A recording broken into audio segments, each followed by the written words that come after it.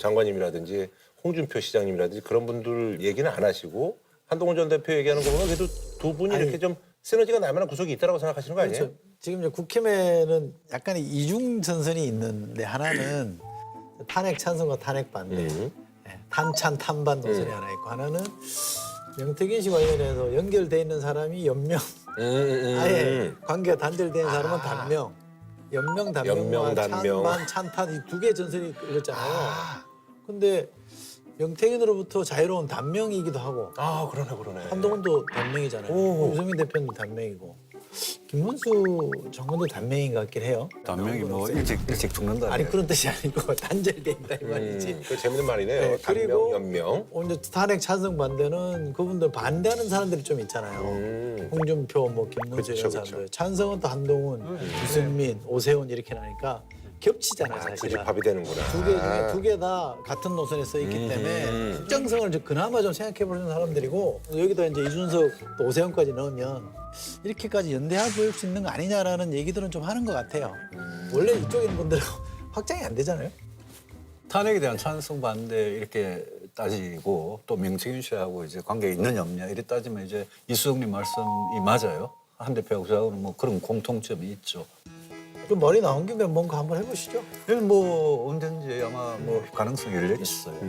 자, 윤석열 대통령 이제 탄핵 심판 변론이 이제 종결이 됐죠. 그러면서 이제 정치권에서는 어쨌든 사실상의 어떤 조기 대선의 스위치가 반쯤은 들어온 게 아니냐라는 그런 관측이 있습니다. 그래서 이번에 준비한 주제 대권 행보인 듯 아닌 듯 잠룡들의 대권 행보 본격화인데요. 일단은 한동훈 전 대표 같은 경우는 이제 본인의 자서전을 통해서 이제 당내보다는 이제 오늘 아침 8시부터 한동훈 전 국민의힘 대표의 책을 사기 위해 시민들이 모였습니다. 오픈런의 구매 대기줄은 서점 밖까지 늘어섰습니다. 책을 사기 위해 새벽 5시 반부터 기다린 시민도 있습니다. 책을 사자 박수를 치며 환호했습니다.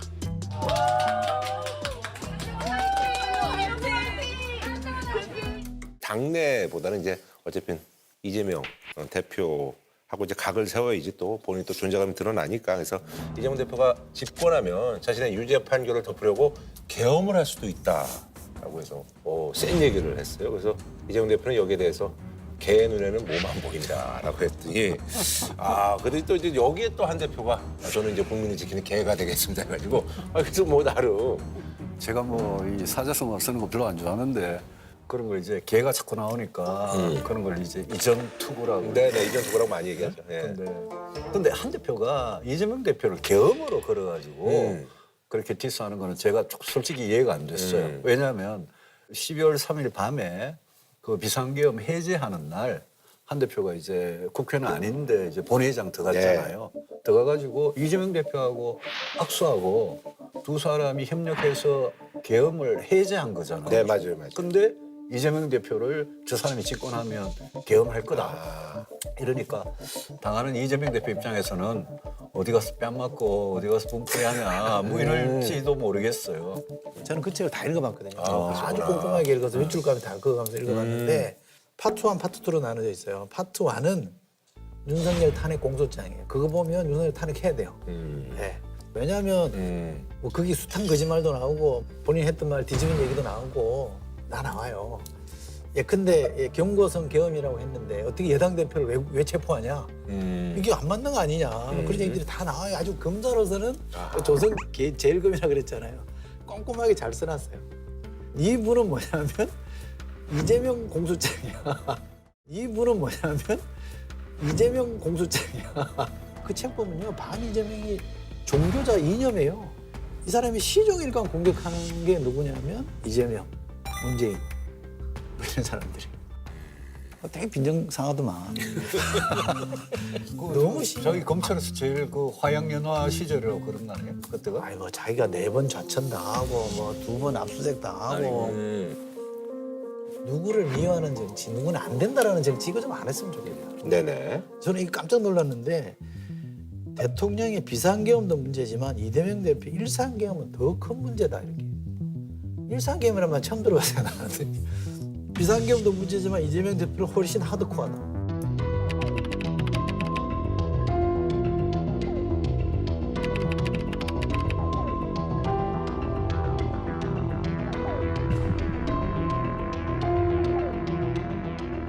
본인이 탄핵에 동의하면서도 그것이 결국 이재명 대통령 만드는 거 아니냐라는 부담 때문에 이재명 대표를 공격하는 건 이해하겠는데 일상기업, 비상기업을 하면서 이거를 동률로 놓고 동급으로 놓는 거는 앞뒤가 안 맞는 얘기잖아요. 이렇게 무리하게 하는지 난 이해를 못하겠어요. 근데 이재명 대표가 만에 하나 대통령이 되고 집권을 하면 진짜 위험은 저는 그게 아니라고 봐요. 왜냐하면 계엄할 필요가 없어요. 그죠? 왜냐하면 자기가 만약 대통령이 되면 지금 민주당이 이재명 대표가 완전히 장악했고 이재명 대표가 장악한 민주당이 국회를 완전히 장악했고 거기다가 대통령이 돼가지고 행정부까지 장악하면 이게 행정하고 입법을 다 장악하고 그 힘으로 또 사법부를 열심히 흔들어 댈 거고 뭐 국회에서 민주당 위주로 법 통과시키면 거부권 행사할 일도 없고 계엄을 할 일도 없고 만사천리로 그냥 가는데 정권 분립이 무너지고 독재하고 폭정하고 이런 게 위험한 거지 계엄을 가지고 딱 이재명 대표를 때리니까 그건 좀 이해가 안 됐어요. 과거에 우리 대통령들이 다 그랬어요. 콕 집어가지고 마치면 하나가 뒤집어질 것처럼 엄청난 권력이다 이렇게 말하는 거는 과거 전례를 비춰보면 안 맞는 얘기고. 임기 내내 여소야대가 좀 특별한 케이스이긴 그렇지. 하죠. 그게 예외적인 케이스고 통상 과거에서 갖고 있었어요. 이 한동훈 대표의 결정적인 오판이 그 책에 그대로 나오고 있거든요. 그 악수 얘기하셨잖아요. 그 악수한 얘기도 2번 나와요. 이재명 대표가 들어오더라는 거예요. 늦게 본회의장 들어와서 12월 3일 날. 네. 네. 본회의장 자기한테 오더라. 옆에 있던 사람들이 지지층을 생각해서 악수하면 안 된다. 피해야 된다. 그랬더니 자기가 어떻게 뭐 졸렬하게 그러냐 그래서 악수를 했다. 근데 그 이후에 우원식 국회의장이나 민주당 쪽에서 자꾸 만나자고 한 걸 자기가 다 피했다. 오해받기 전에 피했다는데 저는 그게 결정적인 미스테이크라고 봐요. 실수라고 봐요. 탄핵을 성사시킨 사람들이 이제는 국회를 중심으로 사퇴 수습을 해 나섰어야 되거든요. 왜냐하면 국민이 투표로 구성한 대의기관이 2개예요. 대통령하고 국회밖에 없잖아요. 대통령이 직무정지됐으면 국회가 유일한 국민이 직접 구성한 대의기관이잖아요. 그럼 국회 중심으로 해서 이 사태를 수습하는 게 맞거든요. 그러면 피할 게 아니라 국회장이랑 양당 대표가 모여서 머리 맞대고 이 국면을 어떻게 슬기롭게 헤쳐나갈 건지를 고민을 하고 풀었어야 되는데 그걸 자기가 피했고 그런 문제의식이 없었어요. 그다음에는 대통령한테 수습책을 들고 왔는데 안정 방안은 우리 당에 일임하겠습니다. 거치를 당에 일임하자는 거를 자기들이 본인이 직접 썼더만요. 용어를.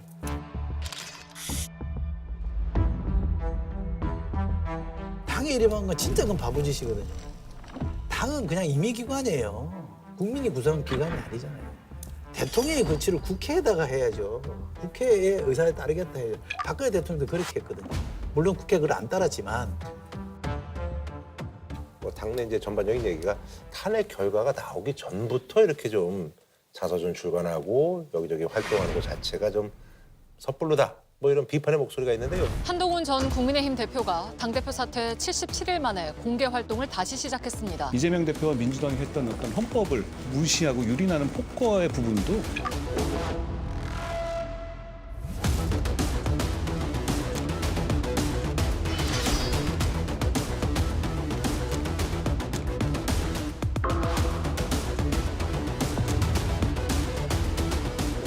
한 대표가 정치하는 거는 그거는 뭐 아무도 시비는 걸 수 없다고 생각합니다.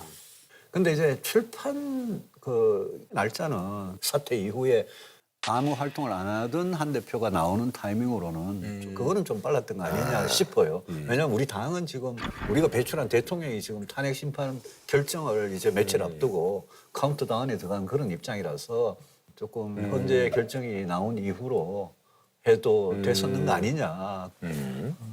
저는 저는 나오는 게 맞아요. 그리고 자기 얘기를 이런 국면에 탄핵 얘기도 하는 게 맞아요.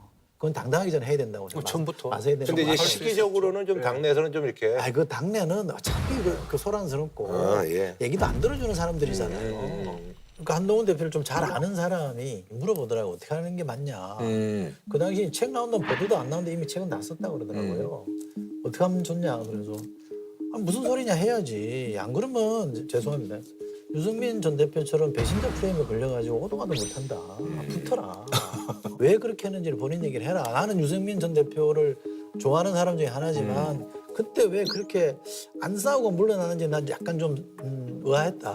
그래서 그 배신자 프레임이 오래 간 거 아니냐. 근데 당신은 그러지 마라. 붙어라 이렇게 아까도 말씀하신 것처럼 이제 그 승부수로서 내가 이제 대통령이 당선되면 어쨌든 지금 이제 개헌에 대한 어떤 열망이 높으니까 내가 이제 3년 하고 나는 이제 출마 안 하고 2028년에 이제 물러나겠다. 그래서 임기 단축 개헌론을 얘기를 했어요. 아무래도 이제 개헌에 또 찬성을 하시는 분위기고. 그 이야기는 저도 음. 여러 번 했던 이야기고요. 그리고 그럼 본인도 이제 만약에 이제 대통령이 되시면 오세훈 시장도 여러 번 했던 이야기고 이게 왜 그러냐면 87년 체제가 지금 38년 동안 왔는데 그 사이 8분의 대통령들의 끝이 안 좋았다. 네네네. 탄핵에다가 뭐 감옥 그렇죠. 가고 예. 여러 명이 그리고 뭐 비극적 선택도 해서 그래서 불행한 우리 헌정의 역사 이것 때문에 87년 체제 이걸 고치자라는 거는 뭐 저뿐만이 아니라 민주당에서도 그런 주장하시는 분들이 많아요. 그래서 한동훈 대표도 이제 똑같은 이야기를 하시는 거고요. 그게 이제 3년을 왜 그럼 3년이냐. 이게 네. 2025년부터 2028년 가면 지금 국회 끝나거든요. 네, 맞아요. 그래서 만약 조기 대선이 있으면 개헌해가지고 작년에 이제 선거 총선하고 있었으니까. 다음 대선, 그 다음 대선이죠. 그거하고 일치시키자. 음. 근데 여기에 지금 제일 강하게 반대하고 계시는 분이 이재명 대표거든요. 근데 이재명 대표는 개헌에 대해서 지금은 반대를 하는데 언젠가는 헌법 문제에 대해서 분명히 자기 생각을 밝혀야 되거든요. 반대예요, 유보예요? 유보죠. 유보? 정확하게 말하면 제가 알기로는 유보죠. 그렇죠. 왜냐하면 지난 대선에서는 하겠다 하겠다 그랬습니다. 그랬죠. 예. 그러니까 지금은 이제 탄핵을 마무리하는데 내란을 극복하는 데 집중할 때다라는 거 저는 그 판단은 맞다고 봐요. 왜냐하면 대통령이 헌법을 안 지켜서 생긴 문제를 헌법을 지키게 만드는 게 중요하지 헌법을 바꾸자는 문제를 바로 넘어가면 안 되거든요. 그래서 저는 이재명 대표도 요국민이 수습되고 선국민 들어가면 공약은 난 나올 거라고 보고 그건 안 할 수 없을 상황일 거예요. 혼자만 안 하겠다 이럴 수는 없잖아요. 근데 이제 이재명 대표 입장에서 뭐 내가 지금 대통령에 제일 가까이 가 있는 사람인데 나보고 지금 3년만 하란 말이냐, 못 받겠다. 약간 이런 것도 있지 않나 이런 생각이 들어서 이재명 대표를 설득하는 카드로 좋다 그러면 3+4로 가자. 어차피 4년 중임제 개헌을 할 것 같으면 그렇게 만약 제안을 해서 이 대표가 오케이 하면 그러면 헌법 개정 가능성이 올라가거든요. 저는 나머지 분들은 그냥 3만 하겠다는 얘기죠. 그렇죠. 오세훈 시장이고 저거 뭐 한 대표고 다 지금 그런 이야기를 했어요 이미. 뭔가 그래도 개헌의 대통령이 자기 임기를 2년을 단축해서 3년만 하는 걸로 해야 국민들께서도 개헌에 대해서 더 동의해 주지 않을까. 이게 내 자신이 권력을 4년 더 연장하려고 하는 게 아니다라는 이야기를 하는 네네. 거죠. 근데 저는 임기 단축 반대입니다. 다음 대통령 5년 하는 건 난 존중하는 게 맞다고 생각해요. 뭐 본인들이 3년 하겠다면 전 좋다고 보지만 대통령 3년에 뭘 할 수 있겠습니까? 앞뒤 빼고 나면 한 2년 할 건데 3년 정해져 있다고 매년 일찍 올 거 아닙니까? 그러니까 저는 할 수 있는 게 너무 제한적이라 현실적으로 저는 그게 맞나 싶은 생각이 있고 그래서 그건 그대로 하고 대신에 저는 개헌의 핵심 목표는 분권형이거든요.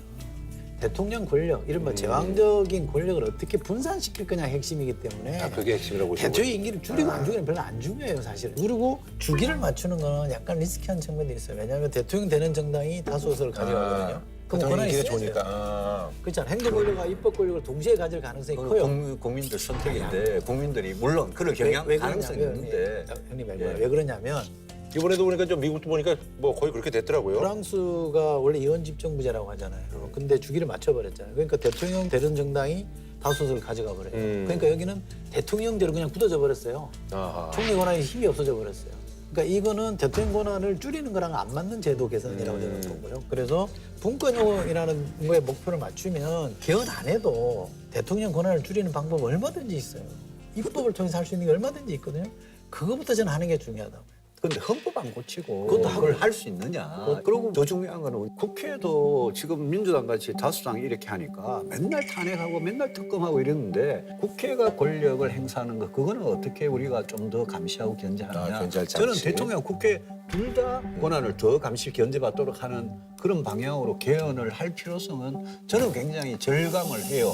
그래서 이런 정치개혁 이슈에 대해서 지금 입 딱 다물고 제일 아무 말도 안 하고 빨리 결정해라, 빨리 대선하자 이렇게 생각하는 사람이 이재명 대표이기 때문에 이제 하는 거죠. 그런 정당한 비판이라고 뭐 생각해요. 그럴 수 있죠. 근데 저는 때가 되면 얘기를 할 거라고 보고 또 하나는 개헌에 조심스러운 거는 왜냐하면 위기에 몰린 사람들이 자꾸 개헌 꺼내죠. 박근혜 대통령도 제가 본회의장에 앉아 있을 때 10월 며칠이었습니까 그때가 국회 와서 개헌하겠다라고 10월 24일. 밝혔잖아요. 예. 24일이죠. 예. 이른바 비선 실세라는 최순실 씨 관련 의혹 규명에 대한 요구가 비등해지고 있는 가운데 이 국면에서 박 대통령은 개헌 카드를 던졌습니다.